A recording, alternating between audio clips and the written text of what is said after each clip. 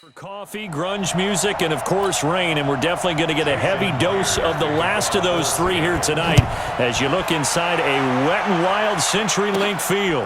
Coming up, we've got a good matchup on tap between the Baltimore Ravens and the Seattle Seahawks. And they'll have good starting field position as he's up just shy of the 40.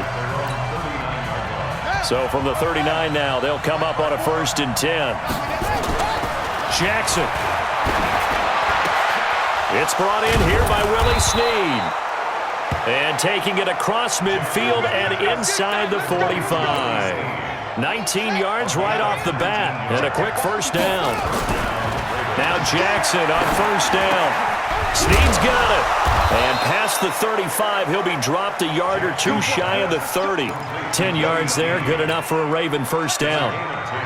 Back-to-back good plays have them on the move on 1st down.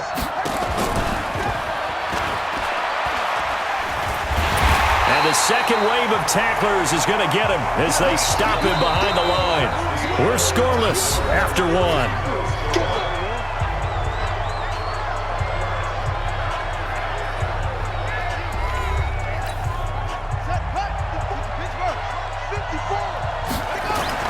To throw again is Jackson. And an incomplete pass. That'll stop the clock here with just under a minute to play in half number one. Throwing is Jackson.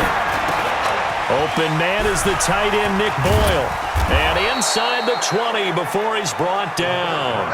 And that'll wind up moving the chains again as the tackle's going to be made at the Seahawks 19. Could we get a touchdown in this first half after all? It's 1st and 10. It's complete to Snead. And all the way down inside the 5 to the 4. That's another gain of 15 on back-to-back plays. I think a lot of people ask the same question all the time. Why do we see so many slants in the red zone? Well, the windows are tighter. Everything's more condensed. It has to be. And this is caught. Touchdown, Baltimore. Willie Snead in the final seconds of the first half as his guys are on the board first here tonight. That's one of the better examples of clock management I've seen.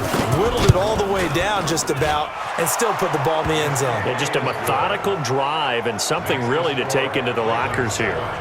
The point after through the raindrops, up and good. Boy, I guess they're going to keep trying to put the pedal to the metal here. They're going to try an onside kick. And the Seahawks, looks like they've recovered. They have. We got this.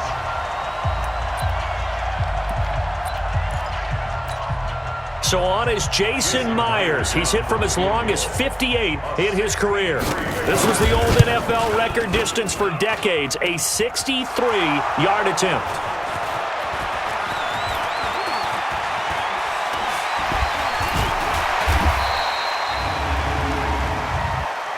Personal foul, face mask, defense.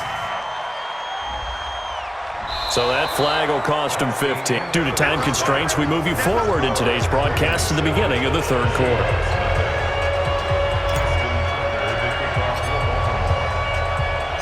Forecast calling for more of the same. The rain set to continue as we are underway in the second half. This is fielded at the chalk of the 10. And he'll get it up to about the 26-yard line just across the 25. Seattle now ready to march out of the field. They're down here, but very much in this game. What's the tonality of a coach's talk when a game is within striking distance like this at intermission?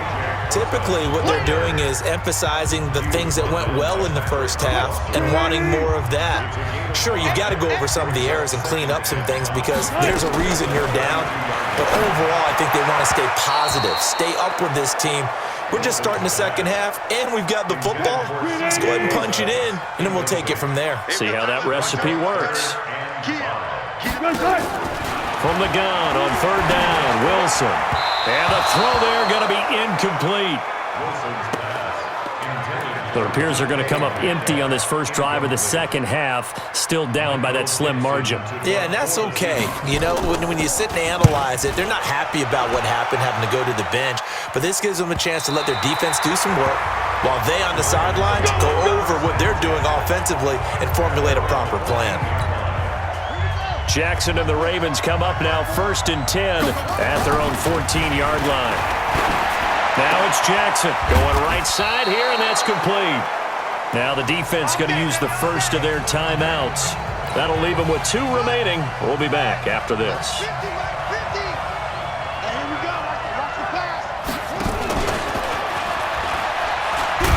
I don't think anyone in the building fooled right there, as that one is going to blow up in their faces. Now a second timeout called for by the defense. To throw is Jackson. And that's going to leave him with just 1 timeout remaining still in the 3rd quarter. We'll see if that comes back to haunt him. We'll be back. Now a timeout called for by the defense. Big play coming up. Here's 3rd and 10. I would expect to see some pressure here. The pressure drops off as they'll look to throw. And he's got Snead. And he will be taken down, but a big pickup there on what's going to be the final play of the 3rd quarter. Back now in Seattle, Washington. Here's Jackson. It's the Ravens in control of the football. They've also got the lead. And this is taken in at the 5. And he just falls short down at the 1-yard line. A big pickup there, and without question, that should be more than enough to wrap this one up. Here's Jackson to throw. Looking end zone, but it's incomplete. Trying to get it to Willie Snead there. But it'll be 2nd and goal. 1 man in the backfield. That's Ingram on 2nd and goal. They'll give it to him up the middle. And, he's going to be brought down by the face mask. Here come the flags. This is going to get him a first down.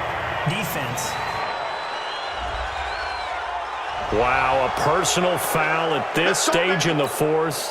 Hard to believe. Really hard to believe, and now that glow of hope that you had begins to flicker out, doesn't it? Yep. And he is going to be stopped cold behind the line of scrimmage. That sends him 2 yards in the wrong direction and leads to 2nd down. So they're backed up to the 3-yard line, 2nd and goal. They run. It's Mark Ingram. And this won't be enough to pick up the first. A gain of 2, 3rd and 1. After getting stuffed on 1st down, not much better there. 2-yard gain. So the final seconds tick away in this Baltimore.